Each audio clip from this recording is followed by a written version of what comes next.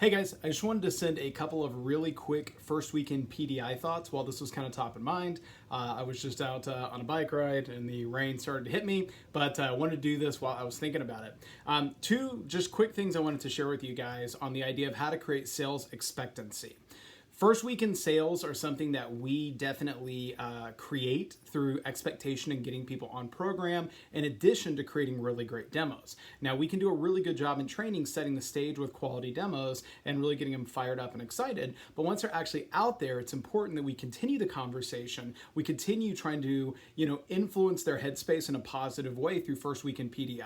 So, two things I wanted to get a chance to share with y'all. First off is how you should start every call off. You should start every call off by just doing an insane hit list of good things that are happening.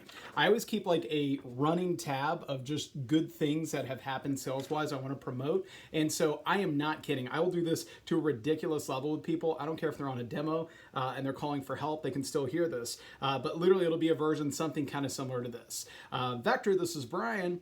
Oh my gosh, hey, it's so great to hear from you, man. Hey, by the way, I don't know if you heard, but your class is popping right now. The office is popping. Sales are going so well. Jason, Mario, Kennedy, and Colby are all right at their first promo or over it. Naomi is already over 2K. She sold like 2 homemakers, which is super exciting. Lauren is already over 2K. I think she's just shy of 3K, in fact, about to hit her 3K promotion, second promo, making 20%. Cameron sold a homemaker set. Phoebe's over 3 grand. She had some homemakers in there. Ansley just sold her first ultimate set. Freddie got another set. Cammy got another set.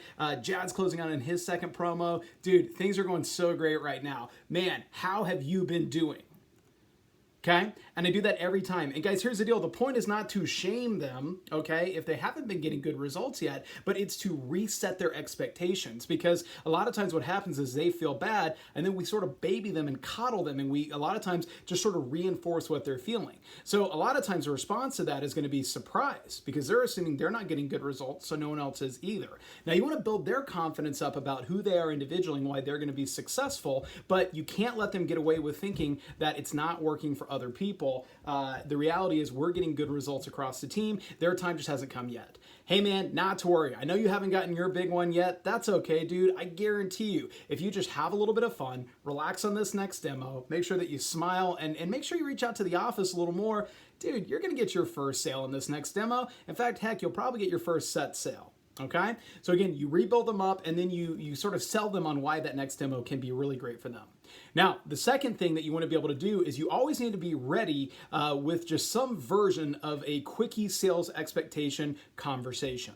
Now, if someone is not getting good sales, it's always for one of 3 reasons. As a manager, you need to know this. They're either not following their manual, okay? They're not seeing qualified customers, or they're not asking for the order confidently. Now, first weekend, it's a little bit of all 3 of those. Even the best reps are still going to make some missteps on those. So be patient with people. Don't go off on them. Okay, it needs to be a very what's in it for them conversation. Okay, but when you're talking to them, if I'm doing PDI with someone, it's going to be some version of, actually, great example, Jacob. Okay, I talked to Jacob after his first or his second demo, and he did just like a 2 or 3 knife order. And I said, hey man, tell me about your next appointment coming up. Who are you actually seeing? And he said, oh, it's like one of my friend's parents. I'm like, cool, man. What do you think they're going to want? What are you going to sell them, man? What are we trying to hook that family up with?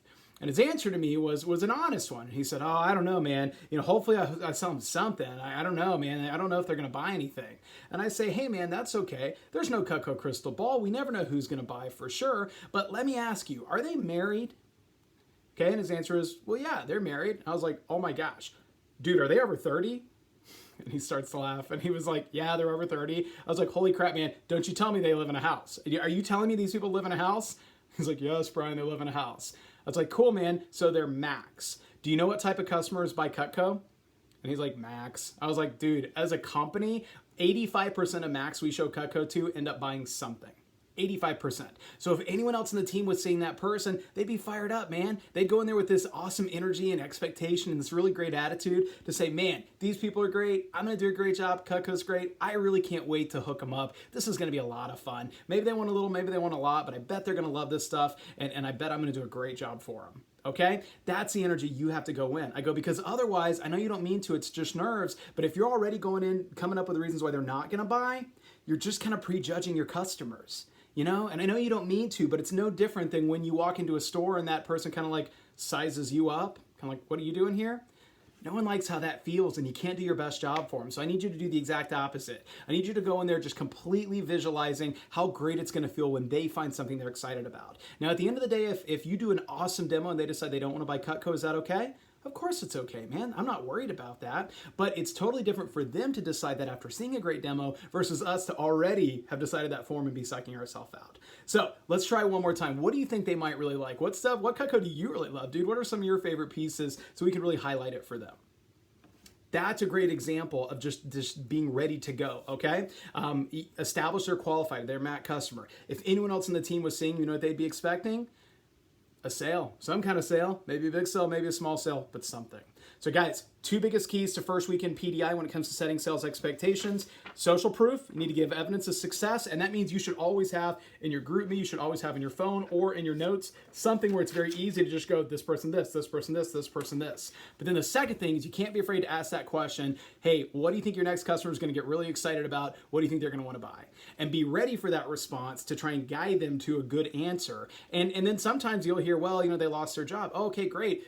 We need to know that. That means they're not qualified right now. Let's just push that demo back and we'll see them when they get a little bit more on their feet. But either way, guys, you're controlling their results by asserting yourself as a manager and as a great coach for them.